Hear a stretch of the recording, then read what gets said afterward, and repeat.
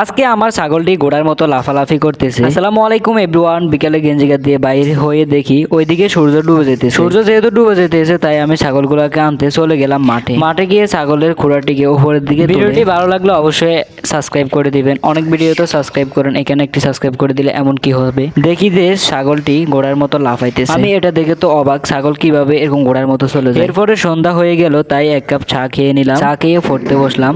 দেখি উপর থেকে বই পড়েছে আমার মাথার উপরে। কি আর করার, তাই আমি পড়তে বইটিকে খুলে বসে পড়লাম। পড়তে অনেকক্ষণ পড়লাম, তারপর কিছু অনেকক্ষণ লিখলাম।